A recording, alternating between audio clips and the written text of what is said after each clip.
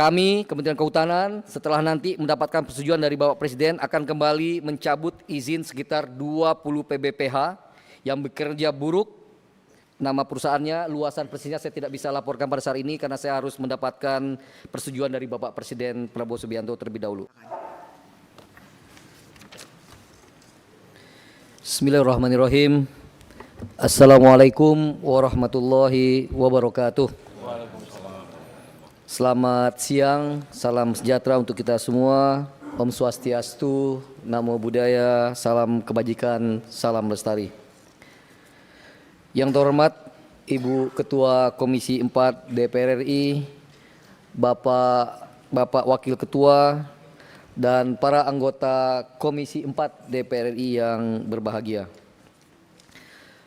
Puji dan syukur marilah kita panjatkan kepada Tuhan Yang Maha Esa, Allah Subhanahu wa Ta'ala, yang telah mencurahkan rahmat dan karunia-Nya kepada kita bersama sehingga pada hari ini kita masih diberikan kesempatan dan kesehatan untuk melaksanakan rapat kerja antara Kementerian Kehutanan dengan Komisi 4 DPR RI.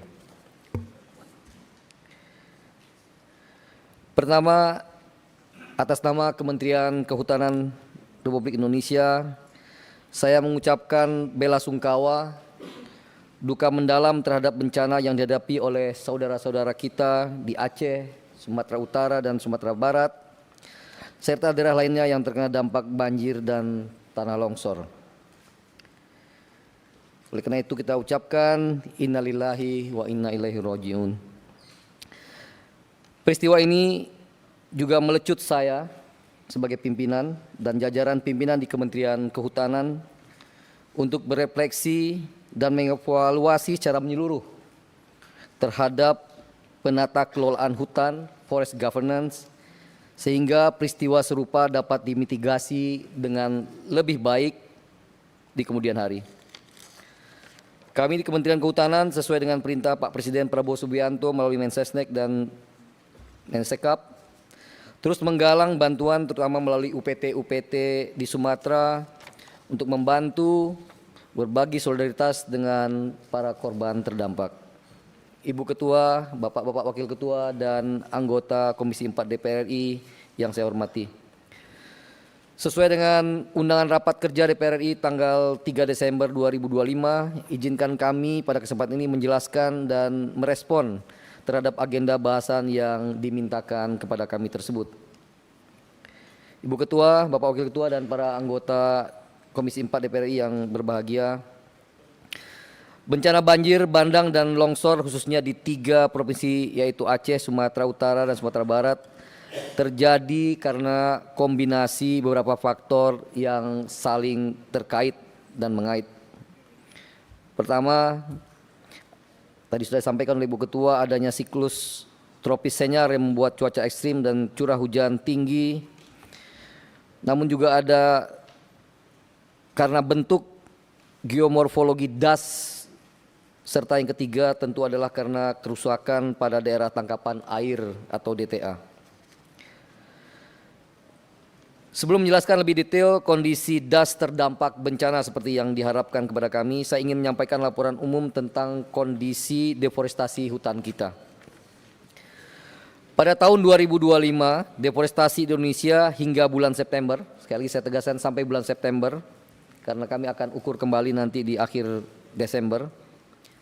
Deforestasi Indonesia hingga bulan September menurun sebesar 49.700 hektar jika dibandingkan tahun 2024, atau menurun 23,01%.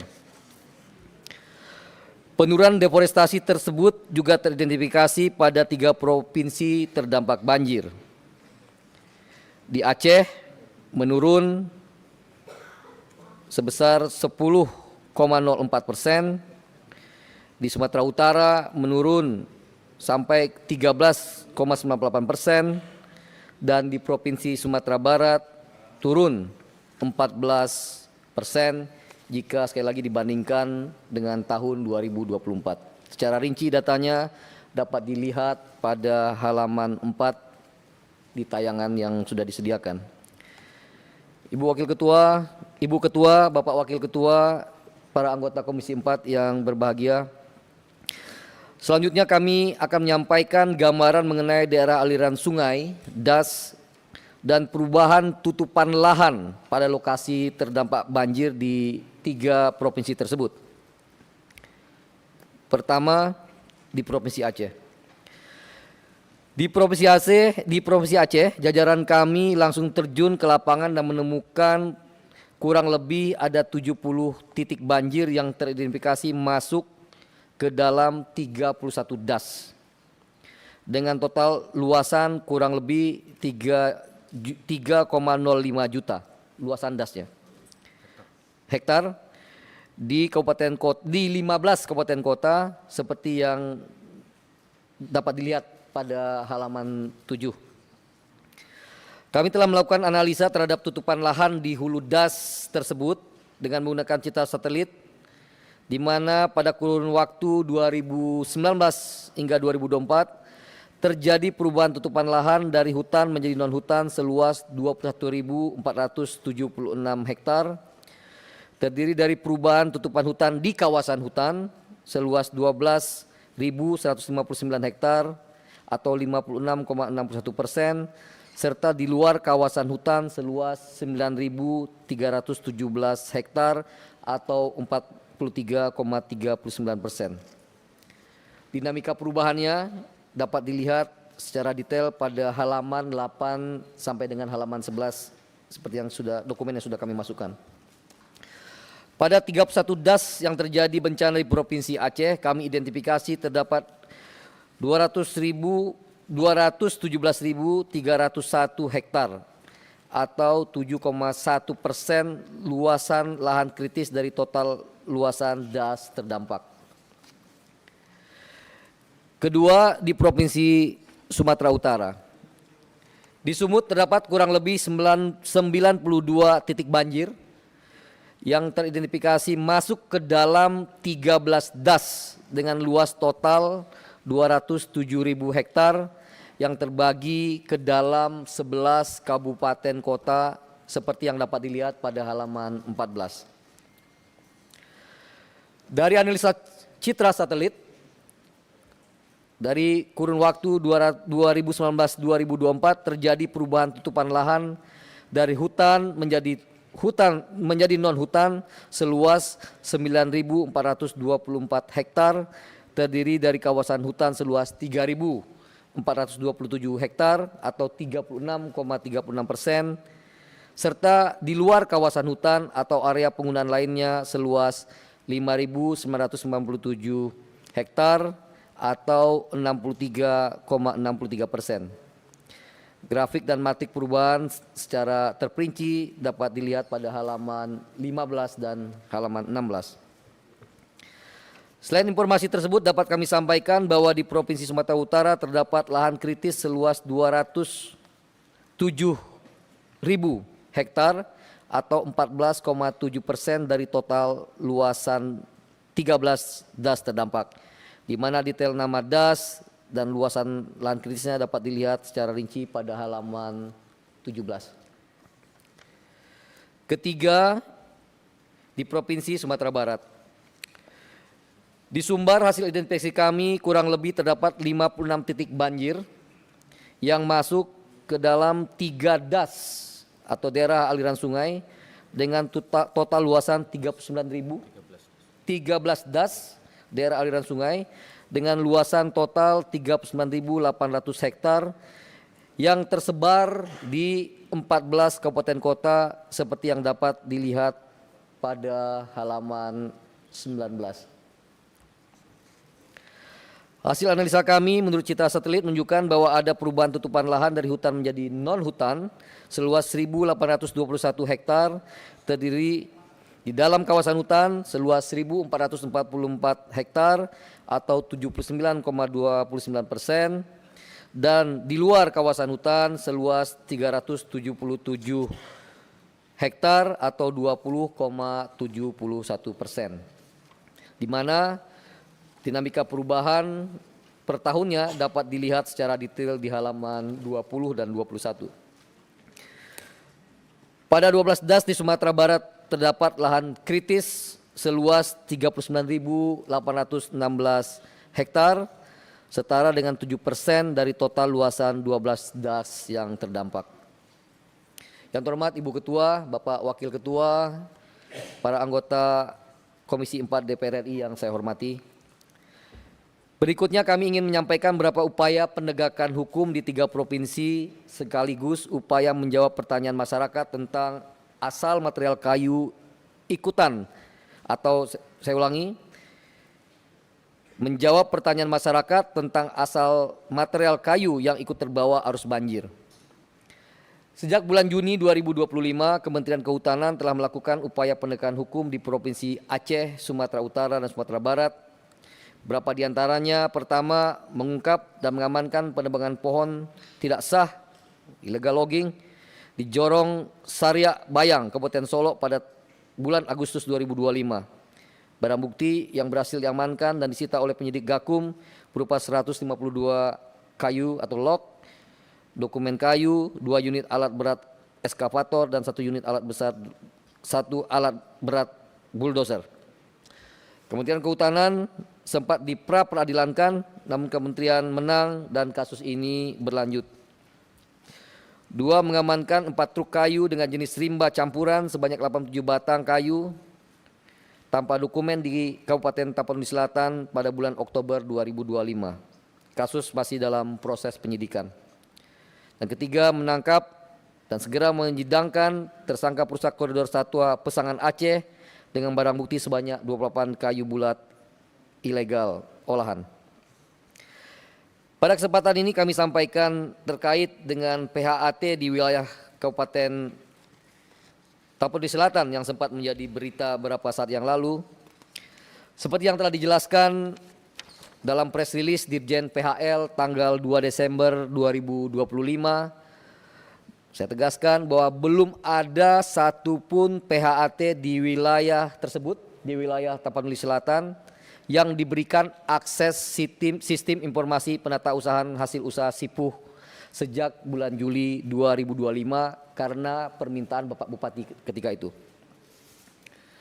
Selanjutnya, Kementerian Kehutanan berkomitmen untuk melakukan investigasi secara tuntas material kayu yang terbawa arus banjir. Berapa hal yang telah dan akan kami lakukan. Sebenarnya jam 11.30 tadi saya bertemu dengan Bapak Kapolri, namun karena Pak Kapolri ada urusan mendadak dengan tim reformasi Polri, maka pertemuannya akan ditunda pada jam 5 nanti.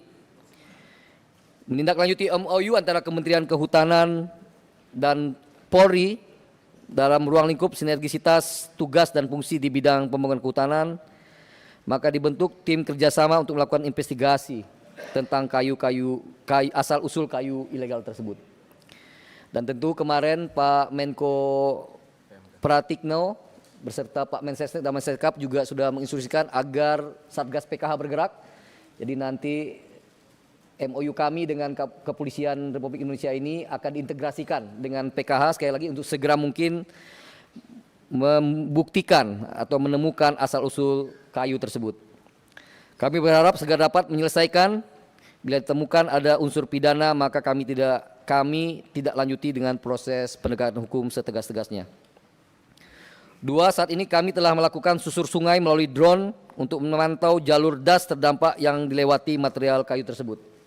Nanti bisa kalau dilihat di gambarnya, kita coba susuri di mana terjadi longsor, di mana kemungkinan kayu itu berasal. Ini juga akan menjadi data pendukung awal untuk kemudian kita mencari di mana sebenarnya asal kayu tersebut.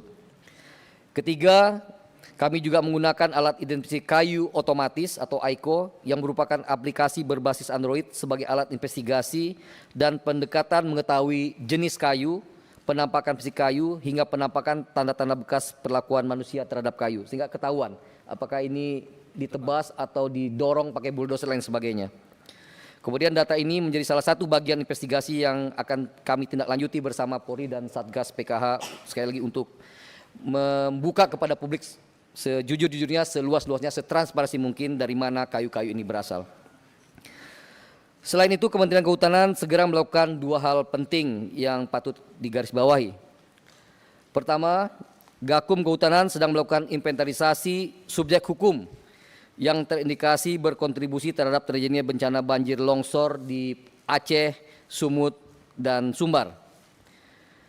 Gakum Kehutanan sementara telah menemukan indikasi pelanggaran di 12 lokasi subjek hukum, 12 perusahaan di Sumatera Utara, dan penegakan hukum terhadap 12 subjek hukum tersebut akan segera dilakukan. Gakum kami sedang ada di lapangan dan insya Allah nanti akan segera kami laporkan kepada Komisi 4 dan juga kepada publik hasil dari 12, lebih kurang 12 lokasi atau subjek hukum ini. Kedua, sesuai arahan Bapak Presiden Prabowo Subianto, sebelumnya kami sudah melakukan pencabutan 18 PBPH seluas 526.114 hektar pada tanggal 3 Februari 2025. Sebagai tindak lanjut penertiban kawasan hutan yang diperintahkan oleh Pak Presiden, kami Kementerian Kehutanan setelah nanti mendapatkan persetujuan dari Bapak Presiden akan kembali mencabut izin sekitar 20 PBPH yang bekerja buruk lebih kurang seluas 750.000 hektar di seluruh Indonesia termasuk di 3 provinsi terdampak. Nama perusahaannya, luasan persisnya saya tidak bisa laporkan pada saat ini karena saya harus mendapatkan persetujuan dari Bapak Presiden Prabowo Subianto terlebih dahulu. Ketiga, dan ini bagian dari rekomendasi yang saya bacakan di saat sekarang ini, bahwa kami akan melakukan rasionalisasi PBPH dan melakukan moratorium izin baru pemanfaatan hutan tanaman dan hutan alam. Ibu Ketua, Bapak Pimpinan dan anggota Komisi 4 DPR RI yang saya hormati, atas permohonan data dari Komisi 4 DPR RI terkait dana yang tersedia untuk rehabilitasi DAS, izinkan kami menyampaikan bahwa alokasi anggaran APBN tahun 2026 yang tersedia untuk rehabilitasi DAS di 3 provinsi terdampak sebesar 29 miliar rupiah dengan rincian sebagai berikut. Aceh 8,4 miliar rupiah, Sumatera Utara sebesar 11,5 miliar rupiah, Provinsi Sumatera Barat sebesar 9,08 miliar rupiah. Secara detail anggaran dan kegiatan dapat dilihat pada halaman 28. Sesuai dengan data yang tadi kami sampaikan bahwa total lahan kritis pada areal DAS terdampak di 3 provinsi seluas 464.598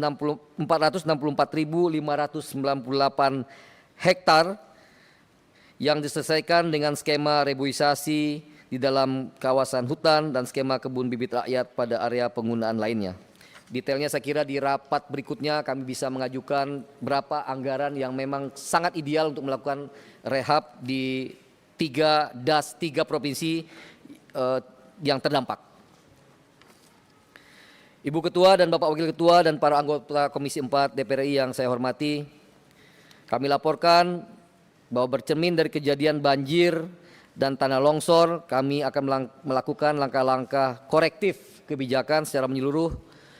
Di antaranya adalah melakukan evaluasi tata kelola pembangunan kehutanan, di antaranya mewujudkan digitalisasi satu peta, insya Allah Desember atau paling lambat Januari ini akan selesai.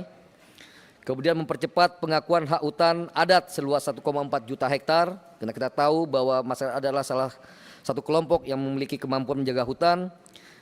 Ketiga, penegakan hukum terhadap pelanggaran kehutanan terutama illegal logging dan penambahan personil polisi kehutanan untuk melakukan penegakan hukum tersebut. Dan terakhir, harmonisasi dan integrasi rencana tata ruang melalui badan antar kementerian dan lembaga. Kedua, mempercepat pematangan konseptualisasi revisi Undang-Undang Nomor 41 Tahun 1999 untuk memperkuat hubungan antara pemerintah pusat dan pemerintah daerah dalam pengelolaan hutan. Ketiga, mendorong penetapan rancangan peraturan pemerintah tentang konservasi tanah dan air untuk mensinergikan pengelolaan lahan oleh para pihak dalam mempertahankan keberlanjutan fungsinya. 4, mendorong pembentukan satuan tugas pengelolaan DAS lintas kementerian dan lembaga dan mengembangkan sistem aplikasi untuk pemantauan terhadap mitigasi banjir sebagai early warning system di DAS, termasuk digitalisasi pemantauan pemenuhan kewajiban pemanfaatan dan penggunaan kawasan hutan. 5. Optimalisasi sumber-sumber pembiayaan RHL dalam kerangka penanganan lahan kritis. Ibu Ketua, Bapak-Bapak Wakil Ketua dan para anggota Komisi 4 DPR RI. Demikian kami laporkan kepada Bapak Ibu sekalian, anggota Komisi 4 DPR RI. Mohon kiranya saran, masukan, evaluasi dari seluruh anggota Komisi 4 DPR RI pada rapat kerja hari ini untuk pembangunan kehutanan selanjutnya. Kami mengucapkan terima kasih kepada pimpinan, kepada anggota Komisi 4 DPR RI atas kesempatan yang diberikan kepada kami untuk menyampaikan paparan pada hari ini. Dan juga ucapan terima kasih atas segala dukungan dan bimbingan selama ini. Semoga Allah SWT, Tuhan Yang Maha Kuasa, memberikan bantuan, kekuatan, kesehatan kepada kita bersama dalam menjalankan amanah ini. Assalamualaikum warahmatullahi wabarakatuh. Salam sejahtera bagi kita semua. Om Santi Santi Om. Namo Buddhaya. Salam, salam lestari. Terima kasih.